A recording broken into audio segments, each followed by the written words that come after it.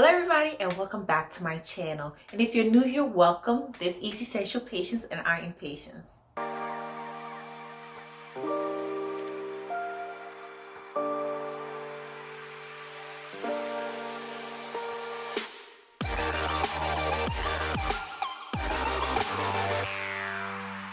If you haven't already, go ahead and like this video and subscribe to my channel because I'll be posting some new and exciting topics coming up this year. In today's video, we will be talking about an item that has had its fair share of debate since its existence, which are credit cards. The question is, are credit cards evil? And if you have been listening a lot in the financial space, you would know that there are a lot of financial advisors who would say no, but then there are also people who would say yes, they're evil. Everybody has their fair share of experiences, and therefore based on those experiences they can form an opinion. But for those who've never had a credit card or who are still debating on it, that are credit cards something for their future? Is credit cards going to be a part of their future? Here is a list of 10 things I've come up with about credit cards and why they're not evil, but you should definitely be careful with them. Number one is that credit cards are a wealth building tool. In the words of Dave Ramsey, nobody ever got rich off of credit cards and credit card points, and that is very true. However, what you can get is a credit score. And while a credit score may not be needed in every aspect of your life, and there are people who go perfectly fine throughout life without a credit score. A lot of time, if you're an average person and be borrowing money from banks, you are going to need a good credit score. What a credit score tells lenders is that you are a good person to lend money to. So if you don't have a good credit score, lenders may look at you as a risky borrower, somebody who may not pay back, especially when they're big loans such as like an auto loan or mortgage. So that's what a credit score tells lenders. You can go through life perfectly fine without ever having a credit score. Credit score is a wealth building tool in the sense of it will allow you to get low interest rates on mortgages, auto loans, personal loans. And when you get those low interest rates, you don't have to shell out as much money to pay for those things. A 2% and a 5% interest rate may not seem like much, but over time, it is a vast difference. Even just 3% difference is a vast difference in comparison. So in terms of getting a good credit score, it is very important. Even renting this apartment, I needed to have my credit score checked. If I want to be a homeowner in the future, which I do, I'm going to need a mortgage more likely than not. And so having a good credit score would show that I am a good person to borrow money to, and I would definitely pay it back. So it can be a wealth building tool that you can use as a way to save yourself money. And leading right into it, because you don't just need credit cards for a credit score. That's not the only thing that applies to your credit score, but they do improve your credit score if you maintain them right and if you're paying your balances and not having a ton of credit card debt. So they're a way to improve your credit score, because your credit score is made up of a bunch of different things. It could be auto loans, mortgages, student loans, personal loans, and a lot of those debts are not always good. If you want to improve your credit score, one of the easiest ways to do it is to get credit cards, because nobody's just walking around like, to improve my credit score, let me go get a mortgage. That's harder to do. People don't do that with cars or through their loans. But credit cards can be really easy to access, even for new people who don't have a credit score at all, by getting a secure credit card. That is what I did. I got a secure credit card. It had like a $300 limit on it, and all I did was use it and pay it up at the end of every month. And that's how I built my credit score. So going to number 3 of why I say credit cards are not evil is that they're definitely not evil, especially if you use them as a debit card. And that's how I use my credit card. I don't go out and just buy things on my debit card or even in general. So why would I do that with a credit card? All I do is use my credit card as a debit card by just purchasing things that I would have normally purchased with money that I do have, and put it on the card and just pay it off as I do it. What you should not do is use your credit card to buy things that you can't afford. That's not what they're there for. At least that's not how you should use them if they're not going to be evil for you. Use it as a debit card. Use it as if it's your own money. Don't just be swiping away and thinking that this is just a way to afford things that you normally would not. If you can't buy it on your debit card, you can't afford it on your credit card. So do not use it as just a way to afford nice things, but instead use it as a debit card, and it would not in turn be evil. Number 4 is to never carry a balance. I've never carried a balance on any of my credit cards. Pay it off in full. every single due date on every single credit card that you have.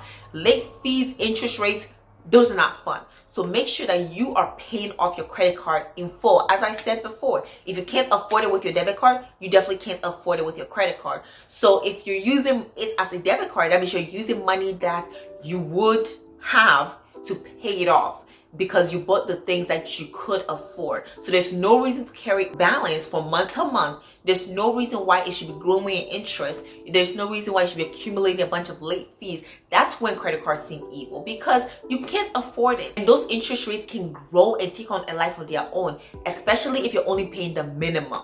The minimum is not being able to afford it. Paying off just a few dollars here or just a couple $100 a month on $1,000 credit card debt, that's not getting rid of it. The interest is bringing it right back up. So make sure that you are paying off your credit card in full and you never carry a balance to the next due date. Number 5 is to beware of annual fees. A lot of my credit cards that I get, I think I'm probably gonna keep them for life. I do not plan on just canceling them. And one reason why I'm able to do this is because I normally gravitate towards credit cards with no annual fees. A lot of time people just go get a credit card and they think all credit cards are made the same, but they're not.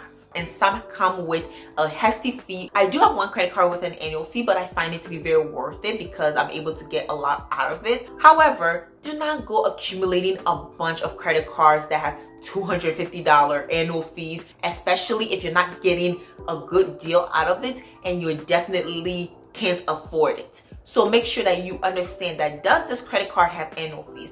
And you don't need a credit card with annual fees to build your credit score. There is no difference. If you can't afford the annual fees, it is perfectly fine. There are many good credit cards that have 0 annual fees. I have a few and I know that they are very much worth it versus going to buy a card. And remember, these annual fees are yearly. It comes on every single year. And sometimes they even increase. So here's the thing I'm gonna say. A lot of time, if you close a credit card, it's gonna affect your credit score, especially if you've had it for a very long time and it has your longest credit history.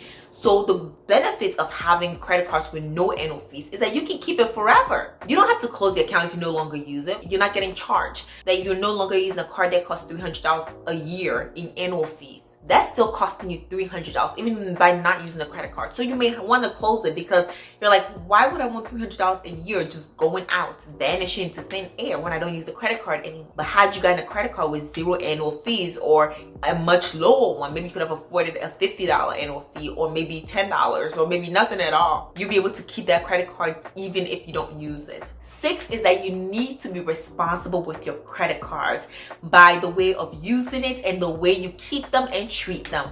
There's a reason why we don't give kids credit cards, or at least banks are just not tossing credit cards to a bunch of people under the age of 18.